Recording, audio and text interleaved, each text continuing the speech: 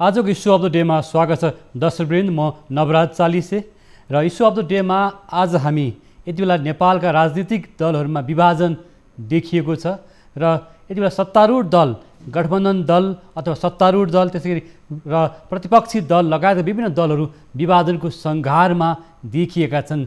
चाहे नेपाली काङ्ग्रेसभित्रको आन्तरिक कलह सकस होस् या प्रमुख प्रतिपक्षी दल नेकपा एमाले नै नहोस्, किन नहोस्, र विभिन्न दलहरू विभाजन हुँदै गर्दाखेरि मुलुक सङ्घीयताको व्यवस्थापन गर्नुपर्ने र संविधानले परिकल्पना गरेको यतिखेर सङ्घीयताको व्यवस्थापन पनि ओझेलमा परेको छ। सङ्घ, प्रदेश र स्थानीय तहमा पनि कुनै न कुनै विभाजनको रेखाहरू देखिएका छन्। मूल राजनीतिक दलहरू यसरी विभाजनमा देखिँदै गर्दा मुलुकका विभिन्न क्षेत्रहरू पनि विभाजित हुँदै गएको देखिन्छ। विभाजनको रेखा तलसम्म गएको छ र यो विभाजित संस्कृति जसरी बढिरहेको छ यसले नेपालको सङ्घीयताको व्यवस्थापन र नेपालले एउटा परिकल्पना गरेको विकास र समृद्धि पनि ओझेलमा परेको छ। सत्तारूढ दल नेपाली काङ्ग्रेसको रूपमा यति बेला पार्टीको महाधिवेशनको विषय लिएर र यति बेला क्रियाशील सदस्यताको वितरणको विषयमा लिएर पार्टीमा विभिन्न गुट उपगुट देखिएको छ यति बेला। र यति नै बेला नेकपा एमाले, त्यसरी समाजवादी पार्टी भनेर माधव कुमार नेपालको समूह यति बेला थानकोटको चन्द्रागिरीमा बहसमा छ, बेग्लै गोष्ठी गरिरहेको छ भने अर्कोतिर मध्यमार्गी नेताहरूले पनि एकताको प्रयासलाई सफल बनाउन सक्नुभएको छैन। त्यो एकताको प्रयास लगभग बन्द जस्तै भइसकेको छ र मधेस केन्द्रित दलहरू पनि विभाजनको सङ्घारमा देखिएका छन्। यसरी दलहरू विभाजन हुँदै गर्दा हाम्रो गन्तव्य कहाँ जाने भन्ने पनि राजनीतिक वृत्तमा चिन्ता र चासो गर्न थालिएको छ र दक्षिण एसियाको भू राजनीतिमा देखिएको नेपालको पछिल्लो राजनीति पनि जटिल मोडमा देखिएको छ। यसको निकास के हुन सक्छ? दलहरू आन्तरिक स्वार्थ र खिचातानीमै देखिएका छन्। नेताहरू धेरै गुट उपगुटमा विभाजित भएको अवस्था छ। यिनै सन्दर्भमा आज हामी कुराकानी गर्न गइरहेका छौँ। हामीसँग आज हुनुहुन्छ त्रिभुवन विश्वविद्यालयका राजनीतिक शास्त्रका प्राध्यापक द्वय हुनुहुन्छ। हामीसँग राजनीतिक शास्त्रका प्राध्यापक भेषराज घिमिरे हुनुहुन्छ भनेदेखि त्यसै गरी प्राध्यापक बस चौतारीका संयोजक तथा राजनीतिक शास्त्र शिक्षा केन्द्रीय विभागका पूर्व प्रमुख पनि हुनुहुन्छ आज हामीसँग केशवराज पौडेल, र उहाँहरूसँग आज हामी कुराकानी अगाडि बढाउनेछौँ र यहाँलाई स्वागत छ। नमस्कार। विशेष गरेर अहिले यति बेला जस्तो यहाँसँग प्राध्यापक बस चौतारीका संयोजकज्यूलाई म सोध्न चाहन्छु कि यो राजनीतिमा जुन खालको ध्रुवीकरण बढेर गएको छ होइन, यो ध्रुवीकरण कहाँसम्म जाने त्यो निश्चित हुन सकिरहेको छैन। एउटा हरेक पार्टीमा त्यो विभाजनको सङ्घार देखिएको छ। यो विभाजनले गर्दै गर्दा भोलि गएर हामी कहाँ जान्छौँ भन्न सकिँदैन। यो अवस्थालाई कसरी हेर्नुभएको छ? जटिलता राजनीतिमा एउटा महत्त्वपूर्ण जटिलताको पाठ कहाँ देखियो भने हामी राजनीति शास्त्र प्राध्यापन गर्छौँ। हामी यस राजनीति शास्त्रको प्राध्यापन गर्ने व्यक्तिका हैसियतले हेर्दा नेपालमा जे भइराखेको छ त्यसलाई राजनीतिको परिभाषाभित्र हामीले डाल्न सकेका छैनौँ। यो अराजनीति भएको छ। यसलाई राजनीतिक स्वरूपमा लगियो भने निकास निक्लिने हो। यहाँ त के भयो भने व्यक्तिले सत्ता कसरी हत्याउने, राजनीतिको स्वाभाविक अर्थ सत्तामा पुग्नु त हो। सत्तामा जसरी पनि पुग्नु चाहिँ होइन। हरेक पार्टी विभाजन देखिएको छ। हरेक पार्टी विभाजनको मूल कारण पनि के छ भने व्यक्ति केन्द्रित भएको राजनीतिक अवस्था अहिले सिर्जना भयो। व्यक्तिलाई केन्द्रमा राखेर म नै पावरमा पुग्नुपर्छ भन्ने व्यक्ति नेतृत्वमा रहेको कारणले नै यो जटिलताहरू सिर्जना भएको हो। विधिलाई केन्द्रित गरेर लगेको भए, व्यवस्थापनलाई केन्द्रमा पारेर लगेको भए अथवा पद्धतिलाई स्वीकारेर अगाडि बढेको भए यो जटिलता आउँदैन थियो। हामीले पद्धतिलाई स्वीकार्न नसकेका कारणले व्यक्तिको अहमतालाई प्राथमिकता दिएका कारणबाट नै यो समस्या आएको हो भन्ने मलाई लाग्छ। र यो समस्याको निरन्तरता अगाडि बढ्ने पनि देखिन्छ। यो कुनै एउटा दलमा होइन, हरेक दलमा। सामान्यतया हामी राजनीति शास्त्रको हिसाबबाट, राजनीति शास्त्रीको हिसाबबाट त्यसलाई हेर्दा हामी के हेर्छौँ भने सत्ताको रूपान्तरण खोज्छौँ हामी। तर यहाँ के भयो भने सत्ताको हस्तान्तरण मात्रै भयो, रूपान्तरण भएन। व्यक्ति परिवर्तन भयो, प्रवृत्ति परिवर्तन भएन। व्यक्ति परिवर्तनले मात्रै समस्याको निकाल्दो रहेनछ र व्यक्ति विधिबाट परिवर्तन नभएका कारणबाट उसलाई हटाउन, ऊ सत्तामा आउने बेलाबाट लगतै फेरि उसलाई त्यहाँबाट लखेट्ने अभ्यास पनि सुरु हुन्छ। त्यसैको परिणति स्वरूप हामीले यो पछिल्लो विशेष गरी 46 सालदेखि अहिलेसम्मका गतिविधिलाई हेऱ्यौँ भने यो दल टुक्रिने काम आज मात्रै भएको होइन। हिजो निर्दलीय व्यवस्थामा त दलको पाटै थिएन।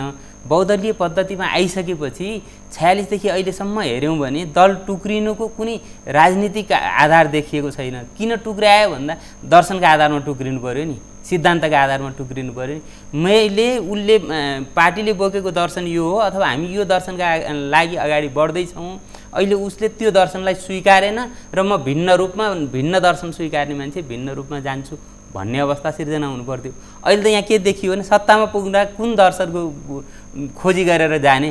मान्नुहोस् अहिले पछिल्लो परिवर्तनमा केपी ओलीलाई जे कारणबाट हामीले हटायौँ त्यही कारणको निरन्तरता हो अहिले हामीले खोजेको र देखिएको अवस्था त्यही देखियो भने अहिले जुन दलहरू मिलेर एउटा नयाँ अलायन्स बनेको छ त्यसले राजनीतिक निकास कहिलेसम्म दिन सक्छ र?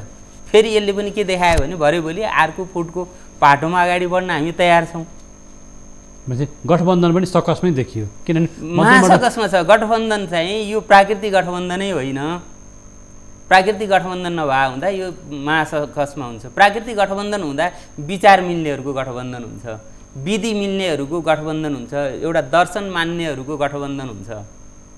यो चाहिँ तत्कालिक रूपमा आवेगबाट आएको गठबन्धन, आवेग स्वार्थ होइन, एकदम आवेग र स्वार्थ हो यसमा अरू नै छैन।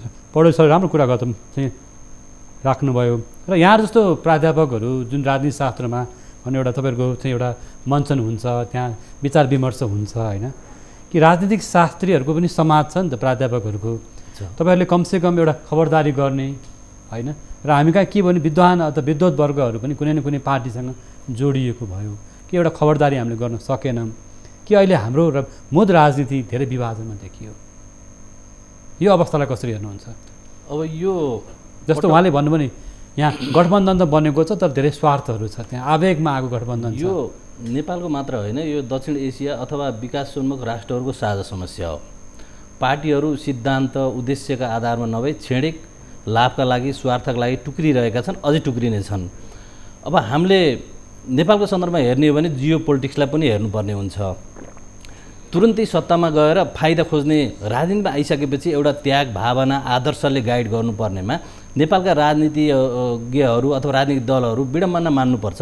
राज संस्थालाई हटाए, राजनीतिक क्रान्ति छिटो छिटो अगाडि बढाउन जनताहरूलाई सडकमा उतार्न सफल भए, व्यवस्था परिवर्तन गर्न सफल भए, तर आर्थिक क्रान्ति गर्न उनीहरू चाहेनन् अथवा सकेनन्। त्यसको लागि उनीहरूको एउटा राजनीतिक सङ्कीर्णता, राजनीतिमा संस्कारको अभाव, त्यो अभावले गर्दाखेरि हामी कहाँ प्रभुत्व वर्गहरू, राजनीति शास्त्र अथवा आम रुचि राख्ने प्राध्यापकहरू पनि कहीँ न कहीँ राजनीतिक पार्टीको झन्डा मुनि आबद्ध भएर एउटा सानो विचार लिएर वकालत गरेको देखिन्छ। यो विडम्बना हो।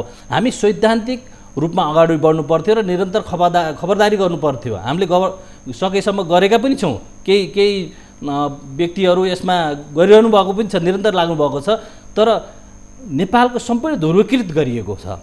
सम्पूर्ण सङ्गठनहरू, सम्पूर्ण चाहिँ के अरे प्रतिष्ठानहरूमा राजनीतिक दलका आबद्ध चाहिँ के अरे मान्छेहरूलाई सक्रिय बनाउँदै राजनीतिमा ध्रुवीकृत गरिएको छ र त्यस कारण कुनै पनि सङ्घ संस्थाहरू एउटा फस्टाउँदो अवस्थामा छैनन्, स्वस्थ प्रतिस्पर्धा गरेर अगाडि बढ्न सकिरहेका छैनन्। क्षणिक लाभ र स्वार्थका लागि उनीहरू क्रियाशील छन्। यो अवस्था अझै मलाई लाग्छ लामो समयसम्म यो अवस्थाबाट नेपाल गुज्रिरहन्छ। जस्तो यति बेला थानकोटमा एउटा रिसोर्टमा चाहिँ माधव कुमार नेपाल समूहको नयाँ पार्टी खोल्नको लागि उहाँहरू बेग्लै एउटा आवासीय रूपमा छलफल हुनुहुन्छ होइन। त्यसरी भनौँ न यति नै बेला पूर्व प्रधानमन्त्री केपी शर्मा ओलीको पनि एउटा समूह अर्कै राजनीतिक तरङ्गमा लागिरहेको छ। यो चाहिँ के हो? यसरी हिजो सत्तामा रहेको एउटा भनौँ न ठुलो दल होइन नेकपा एमाले जसरी आज विभाजित भइरहेको अवस्था छ भने यो भनौँ न एउटा जनताबाट निर्वाचित भएको बहुमत प्राप्त सरकार होइन एउटा 5 वर्ष नपुग्दै चाहिँ ढलेको छ। फेरि अर्को खालको गठबन्धन चाहिँ बनेको छ र त्यो गठबन्धनमा पनि सकस नै छ। निकास के त? कहाँ जाँदैछौँ हामी? यो जटिलता यसलाई खोजी गर्दा हामीले के खोज्नुपर्छ भन्ने मलाई लाग्छ भने हामी कहाँ नेतृत्व छनौट पद्धति जुन छ त्यो लोकतान्त्रिक देखिएन। हरेक दलमा हामीले हेऱ्यौँ भने दलमा हामी पार्टी सदस्य बनाउन चाहिराखेका छैनौँ। पार्टीका कार्यकर्ता बनाउन खोजेका छौँ। कार्यकर्ता भनेको ऊ आदेशको अपेक्षा गर्छ, सदस्यले विवेकको प्रयोग गर्छ। विवेकको प्रयोग गर्ने सदस्य जबसम्म पार्टीमा हुँदैनन्, पार्टीमा एउटा जत्थाको रूपमा हुलको रूपमा रहने मान्छेहरू मात्रै पार्टीमा रहन्छन्, त्यो बेलासम्म पार्टीले न्याय गर्न सक्दैन। जबसम्म पार्टीले न्याय गर्न सक्दैन, पार्टीले न्याय गर्न नसकेका बेलामा विद्रोहको पाटो अथवा त्यसको विकल्पको पाटोहरू खोजिराखिएको हुन्छ। त्यो विद्रोहको पाटो र विकल्पको पाटो खोज्नेका रूपमा त्यसले सकारात्मक चिन्तनबाट अगाडि बढेको नभइकन तत्कालका अवस्थामा एउटा यो नेगेटिभ थिङ्किङको पाटोबाट अगाडि बढेको जस्तो मलाई लाग्छ। आज जुन माधव नेपालले गर्दै हुनुहुन्छ, केपी ओली सत्तामा पुग्दा हामीले अलिकति यसलाई पस्ट्याउन थोरै अगाडि पनि के जान के चाहेँ भने नेपाली जनताको क्यारेक्टर हेर्छौँ भने जनताले दिगो शान्ति खोजेको छ, स्थायित्व खोजेको छ, राजनीतिक स्थायित्व खोजेको छ र विकास र मुलुकलाई समृद्ध बनाउन अपेक्षा गरेको छ। त्यो समृद्ध बनाउन सक्ने ठुलो दलले मात्रै त्यो गर्न सक्छ भन्ने जनतालाई विश्वास भयो र अघिल्लो चुनावमा करिब करिब 2/3 के नजिक, अझ गठबन्धन पुर्याउँदा त 2/3 नै नागेर माथि गएको अवस्थामा 208 चान्सुन सदस्यहरू सहितको समर्थनमा केपी ओली प्रधानमन्त्री हुनुभयो। यो 5 वर्ष उहाँले टिकाएर लगिदिनु भएको भए एउटा पद्धति हाम्रो बिचमा बस्न सक्ने अवस्था हुन्थ्यो। घरभित्रको व्यवस्थापनलाई उहाँले मिलाउन सक्नु भएन। मिलाउन किन सक्नु भएन भने उहाँ कसरी छानिनु भएको थियो भन्दा त्यहाँ रहेको नेपाली काङ्ग्रेसलाई गाली गरेर, काङ्ग्रेसले गर्न सकेन भनेर अरू दललाई गाली गरेर हामीले गर्न सक्छौँ भन्ने हिसाबले हामीले यो कारणबाट गर्न सक्छौँ भन्ने कुराले उहाँ सत्तामा आउनुभएकै थिएन। त्यतिखेरको अवस्थामा अरूले गर्न सकेन, अरूले यो पनि गरेन, ऊ पनि गरेन, यसो नि गरेन भनेर गालीका कारणबाट अथवा त्यो चिन्तनका कारणबाट त्यहाँ सकारात्मक चिन्तनको पाटो थिएन। अर्कालाई गाली मात्रै गर्दाखेरि सोलुसन हुन सक्दैन, गाली गर्नेले निकास निकाल्न सक्दैन र उहाँहरू टिकेर जान सक्ने अवस्थामा रहनु भएन। फेरि नेपालको राजनीति अस्थिर बन्दै जान्छ नि, अस्थिर बन्दै गएपछि छिमेकीहरूको यहाँ उच्च तहको राजनीतिक नेतृत्वहरू यहाँ आउने ओहोर दोहोर गर्ने चल्छ होइन। यो भनौँ हिजो केपी शर्मा ओलीको सरकारमा पनि हामी चीनतर्फको छिमेकीहरू अथवा होइन उत्तरतर्फका छिमेकीहरू पनि निकै बाक्लो उपस्थित देखियो, दक्षिणतर्फको छिमेकीहरू पनि बाक्लो उपस्थित देखिएकै हो, रको एजेन्टहरू पनि यहाँ आएकै हुन् र आज पनि दक्षिणतर्फका नेताहरू आउन थालेको अवस्था छ कि जब नेपालको भू राजनीति अथवा नेपाली राजनीति अलि भनौँ अस्थिर बन्दै जान्छ र त्यो बेलामा अहिले विदेशीहरूको जुन चलखेल यहाँ देखिन्छ, चाहे त्यहाँ विभिन्न नाममा होस् अथवा भनौँ न अहिले त धेरै नामहरू छन्, MCC होस् अथवा BRI होस् अथवा इन्डो पेसिफिक रणनीति होस् होइन, यस्तो खालको प्रवृत्ति जुन आज हाम्रो भू राजनीतिमा देखिएको छ होइन। हाम्रो छिमेकी मुलुक अफगानिस्तानमा जुन खालको अस्थिरता देखिएको छ त्यस्तै खालको हाम्रो चाहिँ कतै हाम्रो राजनीति पनि निकै अस्थिर बन्न सक्ने, विभाजित एउटा राजनीतिको एउटा चाहिँ भनौँ न हामी लक्ष्य कहाँसम्म पुग्ने भन्ने नदेखेको अवस्थामा केशव पौडेल सरले जुन कुरा बताइसक्नु भएको छ, त्यस्तै यो अवस्थालाई कसरी हेर्नुहुन्छ? मतलब छिमेकीहरू चलबल गर्न थाल्छ र छिमेकीको इसारामा हामी चल्छौँ। एउटा व्यक्तिको पनि स्वभाव कस्तो हुन्छ भने गाउँमा सबभन्दा मेरो घर प्रभावशाली होस्, मैले भनेको गाउँको मान्छेहरूले मानुन् भन्ने एउटा गाउँको व्यक्तिहरू एउटा घरको स्वभाव हुन्छ भने जस्तै अन्तर्राष्ट्रिय राजनीतिमा पनि छिमेकीहरूले कमजोरहरूलाई प्रभावमा जहिले पनि पारिरहन्छन्। अन्तर्राष्ट्रिय राजनीतिकै नियम त्यही हो, यो शक्तिको खेल हो। अब हामी जस्तो राष्ट्र कमजोर छौँ, भौगोलिक रूपले पनि हामी दुई देशको चाहिँ के अरे निकटमा छौँ, बलिया देशहरूको चाहिँ के अरे बिचमा छौँ, च्यापिएका छौँ। हाम्रो आफ्नै स्ट्राटेजी हुनुपर्थ्यो, हाम्रो वैदेशिक नीति परराष्ट्र नीतिमा हाम्रो चाहिँ एकमत हुनुपर्थ्यो। हेर्नुहोस् त, एमाले सत्तामा आउँदा एमालेको एउटा परराष्ट्र नीति, एउटा प्रायोरिटी एउटा हुने, एउटा देश चीन अथवा भारतसँग एउटासँग निकट भइहाल्ने, अथवा काङ्ग्रेस आउँदाखेरि अर्को देशसँग निकट हुने जुन चाहिँ ढुलेमुले परराष्ट्र नीति छ, यो परराष्ट्र नीतिले हामीलाई यस्तै अवस्थामा पुर्याउने हो, हामीलाई कहीँ पनि पुर्याउँदैन। हामी कमजोर भइसकेपछि स्वाभाविक रूपमा विदेशीहरूले हामीमाथि प्रभावमा पार्नलाई यो वा त्यो बहानामा हामीलाई लोभ्याइरहन्छन्। अहिले आइपिएस र BRI को बिचमा राखेका छन्। हाम्रा नेताहरूले निर्णय गर्न सक्नुभएको छैन। यस्ता एजेन्डाहरूमा एउटा सबैको सहमति हुनुपर्थ्यो, सम्पूर्ण मुख्य राजनीतिक दलहरूको सहमति हुनुपर्थ्यो। त्यो सहमति गर्न उहाँ चुक्नुभयो। त्यसको चाहिँ के अरे प्रभाव लामो समयसम्म अस्थिरता, हाम्रो मुलुकमा अस्थिरता अनि हाम्रो चाहिँ के अरे आर्थिक अवस्था दुराशय हुँदै जानु, विप्रेषणमा चाहिँ के अरे हामी कहिलेसम्म टिकिरहने त? दिगो विकास खोइ, त्यो विकासको नीति खोइ, हामी कहाँ त कुनै पनि नीति एउटा विदेश नीति होइन, विकासको नीति मात्र पनि होइन, नीति नै स्पष्ट गर्न हामी सकेनौँ। प्रायोरिटी के हो त? हाम्रो चाहिँ के अरे वैदेशिक लगानी भित्राउनु कुनमा हो त? हाम्रो हाइड्रो सेक्टर हो कि टुरिज्म हो कि थाहा छैन। राष्ट्रिय चाहिँ के अरे नेतृत्वहरूले केलाई प्रायोरिटी दिने हो भने उहाँ कन्फ्युजनमा हुनुहुन्छ अहिले पनि।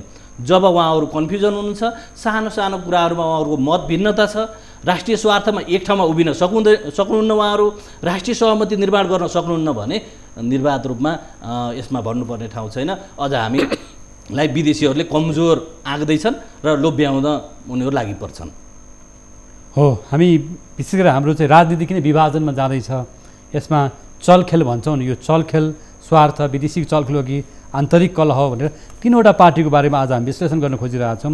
यति बेला सत्तारूढ दल नेपाली काङ्ग्रेसभित्रको आन्तरिक सकस, चाहे त्यो क्रियाशीलता विवादमा होस् अथवा पार्टीमा अहिले रामचन्द्र पौडेल समूह अथवा शेरबहादुर देउबा समूह होस्, अरू विभिन्न समूहहरू पनि जोडिएका छन्, ती समूह बिचको आन्तरिक कलह छ भने र प्रमुख प्रतिपक्षी दल नेकपा एमालेको जुन विभाजन देखिएको छ र यति बेला जनता समाजवादी पार्टी जसपामा पनि जुन खालको विवादहरू बाहिर आएको छ, यो विवादसँग जोडिएका प्रसङ्गहरूको बारेमा दर्शकवृन्द हामी कुराकानी गरिरहेका छौँ। हामीसँग जोडिनु भएको छ राजनीति शास्त्रका प्राध्यापकहरू हुनुहुन्छ केशव पौडेल र भेषराज चाहिँ घिमिरे। पालो भएको छ ब्रेकको। लाइफबोय हात धुने समयका साथमा लाइफबोय।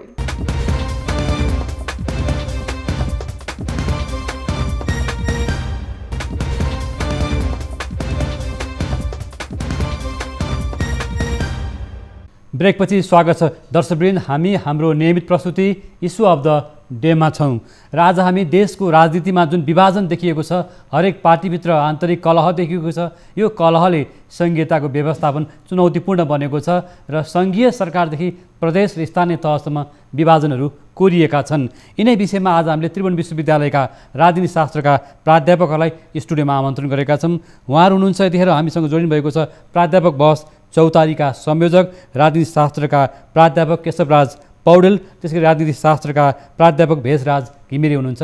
यहाँलाई फेरि स्वागत छ। नमस्कार। भेषराज सरलाई विशेष गरेर यो नेपालको भू राजनीति हामी कता जाँदैछौँ, यहाँलाई पनि जोड्दै हुनुहुन्थ्यो।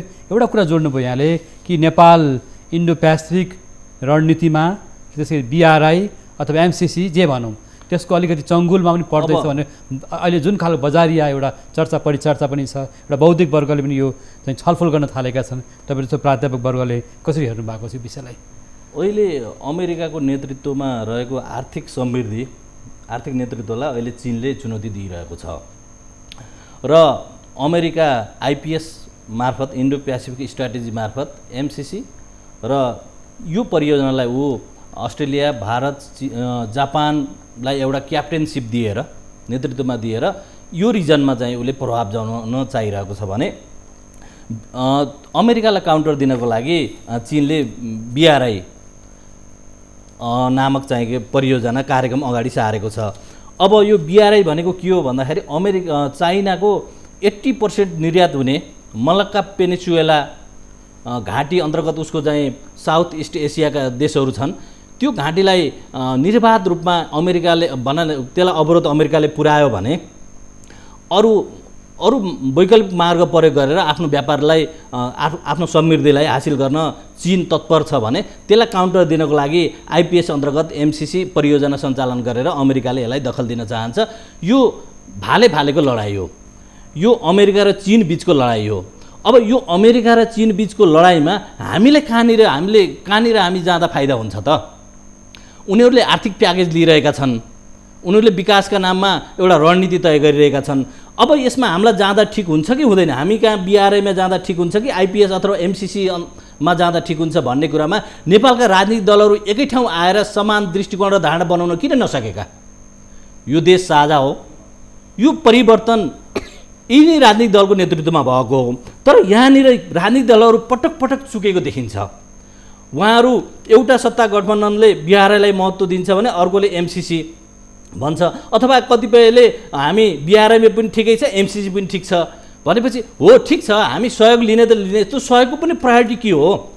MCCमा रहेका चाहिँ के अरे ती जटिल प्रावधानहरू जसले हाम्रो सार्वभौम सत्तालाई दखल दिन्छ, ती सार्वभौम सत्तालाई दखल दिने प्रावधान यो भनेर सार्वजनिक बहसमा हामी चाहिँ राष्ट्रिय बहसमा किन आउन नसकेको?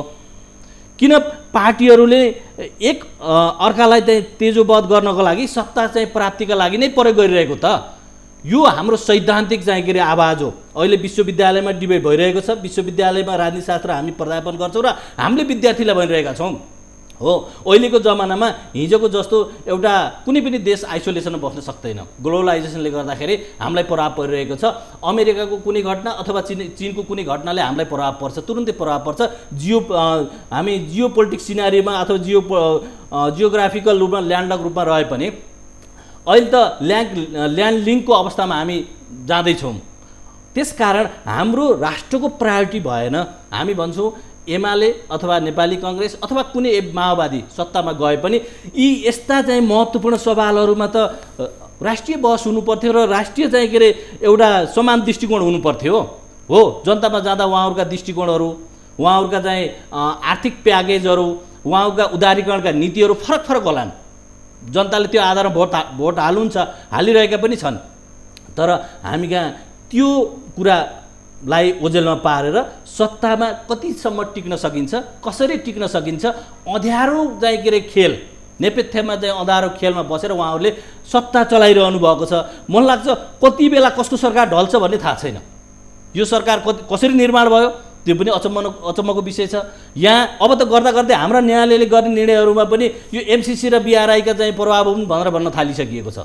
हाम्रा संस्थानहरू, हाम्रो सार्वजनिक सेवा दिने निकाय दिने का हाकिमहरूलाई नियुक्ति गर्दा पनि यो एमसिसीका लागि ल्याइएको हो, यो अमुक चाहिँ के अरे कार्यक्रमका लागि आएको भनेर आरोप लगाउन थाल्यो। यसमा सत्यता कति छ यो चाहिँ के अरे पनि बहसको विषय हुन सक्ला। यस्ता कुराहरू बहसमा ल्याइनुपर्छ। तर अब मलाई लाग्छ यी कुराहरूमा हाम्रो नेतृत्वले सुझबुझपूर्ण किसिमले जुन चाहिँ के अरे एउटा दृष्टिकोण सार्वजनिक रूपमा सार्वजनिकीकरण गर्न सकेको छैन, राष्ट्रिय एजेन्डा बनाउन सकेको छैन, अथवा एकीकृत दृष्टिकोण राष्ट्रिय एकीकृत चाहिँ सहमतिको दृष्टिकोण बनाउन सकेको छैन। त्यो नबनाउन्जेलसम्म हामी बिआरआई र एमसिसी भनेर जहिले पनि हामी जनताहरू यसैमा हामीलाई अल्मलाइरहने। उहाँले एउटा गम्भीर विषय उठाउनु भयो कि हाम्रो सार्वजनिक संस्थानका जिएम हाकिमहरू नियुक्ति गर्दा पनि एमसिसीको लागि हो कि बिआरआईको लागि हो भन्दै गर्दा यो प्रसङ्ग कति सान्दर्भिक हुन्छ थाहा छैन। नेपाल विद्युत प्राधिकरणमा पनि नयाँ हाकिम आउनु भएको छ। अहिले कुलमान घिसिङको नियुक्ति पनि छ, जहाँ जलविद्युत परियोजनाहरूको चाहिँ विषयहरू बाहिर आउन थालेका छन्। त्योसँग जिलिएका स्वार्थहरू देशी विदेशी हुन सक्छन् भन्ने पनि आफ्नो बहसहरू चल्दैछ। यो बहसमा हामी अन्य कार्यक्रममा नि भनौँला। जस्तो बिआरआई र एमसिसीमै नेपालको राजनीतिक दलहरू टुक्रिन्छन्, सरकार बन्छ, सरकार ढल्छ भन्ने कुरा उहाँले गर्नुभयो। अलिकति यो पनि प्रसङ्ग मलाई जोड्न मन लाग्यो सर। एउटा मलाई रमाइलो के लाग्छ भने हाम्रो राष्ट्रिय स्वार्थ के हो? काङ्ग्रेसको राष्ट्रिय स्वार्थ, एमालेको राष्ट्रिय स्वार्थ, माओवादी केन्द्रको राष्ट्रिय स्वार्थ अथवा मधेसवादी दलको राष्ट्रिय स्वार्थ फरक फरक हुने हो र? राष्ट्रिय स्वार्थ भनेको सबै जो हुँदा पनि एउटै हुनुपर्ने होइन र? राष्ट्र त एउटै हुन्छ, राष्ट्र एउटै हो। राष्ट्र एउटै, त्यो राष्ट्रका हितका निम्ति साझा सवाल हुनुपर्ने हो। यहाँ त समस्या के भयो भने मलाई सत्तामा पुर्याउन कसले सहयोग गर्यो? मलाई रको एजेन्ट आएर सहयोग गर्यो, सिआइएको एजेन्ट आएर सहयोग गर्यो, चाइनिज राजदूत आएर सहयोग गर्यो, वा अन्य कसले आएर मलाई सहयोग गरेर म सत्तामा पुगेँ र म सत्तामा पुगेपछि मेरो राष्ट्रिय स्वार्थ के हो भन्ने परिवेशमा गइसकेपछि यहाँ राष्ट्रिय स्वार्थको परिभाषा राष्ट्रिय स्वार्थका हित अनुकूल भएन। जस्तो एउटा कुरा सर, यहाँ वास्तवमा प्राध्यापक बस चौतारीको नि संयोजक हुनुहुन्छ। हाम्रो दर्शक महानुभावहरूलाई पनि केही जानकारी नै होला कि जस्तो मैले 3टा कुरा अघि पनि उठाएको थिएँ कार्यक्रमको पृष्ठभूमिमा पनि कि त्यो बेला माधव कुमार नेपाल एउटा चाहिँ चन्द्रगिरी रिसोर्टमा उहाँहरूको समूह हिजो बेलुकादेखि बहसमा छ होइन। त्यसगरी यताबाटै मध्यमार्गी धार भनेका नेताहरू पनि आफ्नो किसिममा न यता न उताको अवस्थामा हुनुहुन्छ।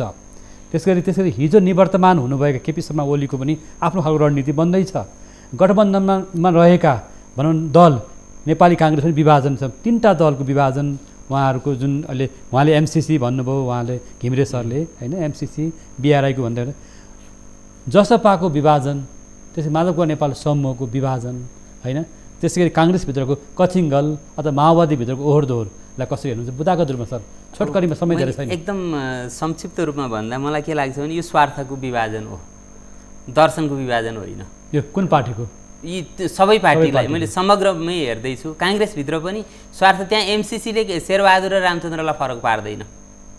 एमसिसीका कारणबाट, बिआरआईका कारणबाट शेरबहादुर र रामचन्द्रका बिचमा फरक पर्दैन। यहाँ त सत्तामा शेरबहादुर पुग्ने कि रामचन्द्र पुग्ने अथवा तेस्रो धारका नेताहरू नयाँ पुस्ताका नेताहरू पुग्ने कि भन्ने विषय आयो। म किन सत्तामा पुग्ने, म किन नेतृत्वमा पुग्ने भन्ने, म पुग्दाखेरि मैले यही काम गर्छु भन्ने दर्शनका आधारहरू खोइयो। माधव नेपाल किन विवादित हुनुभयो?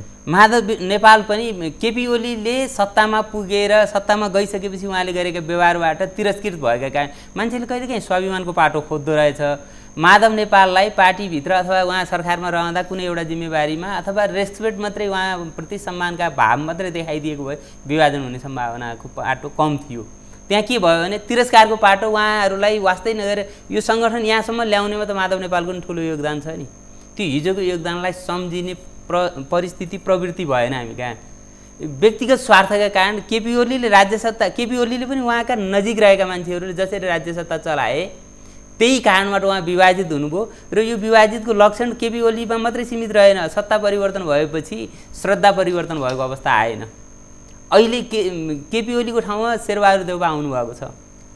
हामीले त्यो के अरे सत्ताको हस्तान्तरण गऱ्यौँ, रूपान्तरण गर्न सकेनौँ। शेरबहादुर र केपी ओलीमा हिजोको र आजको सत्तामा फरक के हो, एउटा सामान्य गाउँको नागरिक भएर मैले बुझ्ने के हो, त्यो फरकको पाटो नआएको हुँदा, त्यो फरकलाई हामीले देख्न नसकेको हुँदा विभाजनका आधार त्यहीँबाट सिर्जना भयो। र यो रहिराख्यो, मसला अलिकति थोरै थप्न थालेँ, रहिराख्यो भने जुन अध्यादेश लिएर आएर केपी ओलीको पार्टीलाई फुटाएर अथवा नेकपा एमालेलाई फुटाएर जुन अध्यादेश लिएर आएर माधव नेपाललाई एउटा स्पेस दिने काम गरियो, यो अध्यादेश केही समय रह्यो भने नेपाली काङ्ग्रेसको महाधिवेशन पछाडि नेपाली काङ्ग्रेस आफै फुट्ने अवस्थामा छ। अहिले त्यो महाधिवेशन पुग्नुभन्दा अगाडि माओवादी केन्द्रलाई त्यसैले हानि पुर्याउने अवस्था छ र मलाई के लाग्छ भने त्यो अवस्था नपुगोस् भनेर माओवादी केन्द्रका नेताहरू, हिजो माओवादी केन्द्र नेताहरू आज ओली समूहमा आउनुभएको छ। टोबहादुर रायमाझी होस्, रामबहादुर बादल हुनुहोस्, अथवा महन्त ठाकुर र उपेन्द्र यादवको विभाजन होस्, अथवा राजेन्द्र महतोहरूको एउटा समूह होस्, होइन?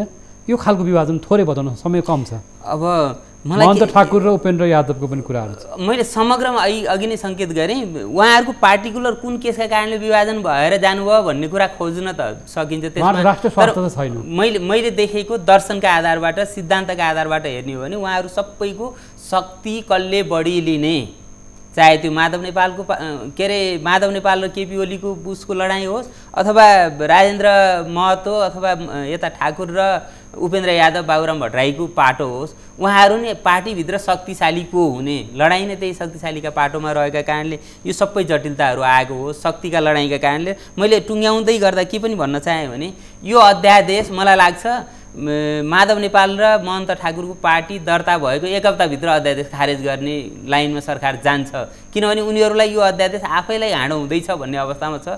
मैले किन मात्रै यो सङ्केत गरेँ भने दर्शनका आधारबाट, विधिका आधारबाट, सिद्धान्तका आधारबाट, त्यो लोकतान्त्रिक मर्यादाका आधारबाट हामी चलेनौँ। यो अध्यादेश एउटा प्रयोजनको लागि मात्रै आयो। यो अध्यादेश मात्रै माधव नेपालले शेरबहादुरलाई सत्तामा पुर्याउन सहयोग गरे, त्यसको गुण तिर्नका निम्ति मात्रै ल्याइएको अध्यादेश हो। यो अध्यादेशको निरन्तरता दिनुपर्छ भन्ने सत्तामा रहनेहरूलाई पनि छैन र यो लोकतन्त्रका लागि सबभन्दा ठुलो चुनौती हो। लिएर आइएको चिजको स्थायित्व खोज्नुपर्छ सरकारले। जुन अध्यादेश लिएर आएको अध्यादेश ठिक छ भने त्यसलाई कानुनमा, सदनमा लगेर कानुनमा रूपान्तरण गरेर भोलिका लागि पनि जोगाएर राख्नुपर्छ। केही एक हप्तालाई 15 दिनलाई लिएर आउने अध्यादेशले त्यो अस्थिरतामा लाने हो भने हिजोका तानाशाहहरूले गरेको शासन सत्ता र लोकतान्त्रिक सत्ताले गरेको शासन सत्ताको बिचको भिन्नता के हो त? हामीले यसैका लागि हिजो योगदान गरेका हौँ। हामी प्राध्यापन क्षेत्रबाट लड्यौँ, हिजो विद्यार्थी कालदेखि नै लड्दै आयौँ, अथवा एउटा चेतनाको पाटबाट मुलुकलाई परिवर्तन गर्नुपर्छ भनेर जसरी हामी लागेका थियौँ, त्यो लाग्ने पाटोको हिजोको समग्र नेपालीहरूले लागेको लडाइँ त्यसैका लागि हो त। हस् सर, समय सक्यो। थोरै सरलाई एकदम संक्षेपमा केही छ भने सरले एमसिसी र बिआरएको कुरा उठाइहाल्नुभयो, यसको अब हामी कहाँसम्म पुग्छौँ एकदम संक्षेपमा सर, हाम्रो समय छैन। अब मलाई लाग्छ अहिलेको सरकार अब एमसिसी पारित गर्नै पर्छ भनेर लागेको छ। यसमा माओवादी सत्ता घटक माओवादीको अलिकति रिजर्भेसन छ। केही बुदाहरू संशोधन गरेर उहाँहरू चाहिँ मलाई लाग्छ छिटै पारित गर्न हतार हुनुहुन्छ, पारित गर्नुहुन्छ। यहाँहरू दुवैको महत्त्वपूर्ण विचार, प्राज्ञिक विचारको लागि धन्यवाद। धन्यवाद, अवसर दिनुभयो, यहाँलाई पनि धेरै धेरै धन्यवाद। हामी यस्तो यहाँको जस्तो एउटा बौद्धिक विचारलाई प्राथमिकतामा एउटा महत्त्वपूर्ण ठाउँमा कुराकानीमा राख्नेछौँ आगामी कार्यक्रममा पनि। आज सहभागी हुनुभएकोमा स्टुडियोमा दुवैजना सरप्रति आभार छ। हस्, धन्यवाद सर। दर्शकवृन्द, यतिखेर देशका मूल राजनीतिक पार्टीहरू विभाजनको सङ्घारमा रहेका छन्। यो विभाजन पछाडि आजकै कार्यक्रममा पनि उठेको छ, चाहे त्यो MCC हुनसक्छ, IPS हुनसक्छ, BRI हुनसक्छ, देशी विदेशी चलखेल हुनसक्छ र राष्ट्रिय स्वार्थ, राष्ट्रिय भावना, जनताको भावना लिएर उहाँहरू विभाजित हुनुभएको होइन। उहाँहरू नितान्त एउटा व्यक्तिगत स्वार्थ र गुटका कारणले गर्दा विभाजित भएको हो। यो गुटमा राजनीतिक स्वार्थ, व्यक्तिगत चरित्रको स्वार्थहरू गाँसिएको छ, ती सबै पार्टीहरूमा लागू हुन्छ भन्ने कुरा आज राजनीतिशास्त्रका प्राध्यापकहरूले बताउनु भएको छ। हामीसँग जोडिनु भएको छ प्राध्यापक बस चौतारीका संयोजक तथा राजनीतिशास्त्र शिक्षा केन्द्रीय विभागका पूर्व प्रमुख केशवराज पौडेल, त्यसगरी राजनीतिशास्त्रका प्राध्यापक भेषराज चाहिँ घिमिरे। यहाँहरूको समय र विचारको लागि पनि महत्त्वपूर्ण समय दिनुभएको लागि धन्यवाद। र आजको इस्यु अफ द डेको पनि समय पुरा भएको छ। भोलि यस्तै समसामयिक विषयवस्तु लिएर हामी आउनेछौँ। त्यतिसम्मको लागि बिदा माग्दै बिदा हुन्छु। नमस्कार।